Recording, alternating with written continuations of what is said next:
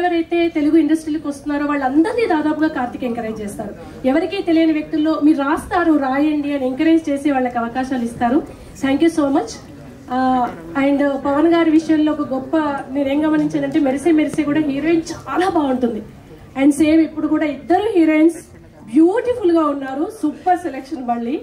కాకపోతే నేనేమనుకున్నానంటే పవన్ గారు డైరెక్టర్ ఓకే తనే హీరోగా చేస్తున్నారు, బట్ ప్రొడ్యూసర్ గా ఎంతవరకు థియేటర్లో సినిమాలో ఆడని రోజుల్లో రిస్క్ ఏమో అనుకున్నా. కానీ తర్వాత అనిపించింది ఒక డైరెక్టర్ ప్రొడ్యూసర్ కోసం వెతుకుతారు, కానీ తనే హీరోగా చేసి ప్రొడ్యూసర్ గా కూడా చేశారంటే ఏదో గట్టి నమ్మకం ఉండుంటుంది ఆయనకి ఈ సినిమా ఖచ్చితంగా ఆడుతుంది అని. ఆ నమ్మకే బహుశా ఆయన్ని నేనే ప్రొడ్యూసింగ్ చేస్తాననే వైపు తీసుకెళ్ళినట్టుంది. ఆ నమ్మకానికి తగ్గట్టుగానే ఇవాళ గొప్ప గొప్ప అచీవ్మెంట్ సాధించిన వాళ్ళంతా ఒకప్పుడు యావరేజ్ స్టూడెంట్సే. అటువంటి యావరేజ్ స్టూడెంట్ అంత గొప్ప విజయాలు ఏం సాధించాడు అనేది ట్రైలర్ టీజర్ లో మనకు కనిపిస్తున్న హార్డ్ సీన్స్ కి అతీతంగా అద్భుతమైన ఇన్స్పైరింగ్ స్టోరీ ఒకటి ఉంది యావరేజ్ స్టూడెంట్ నానేలో.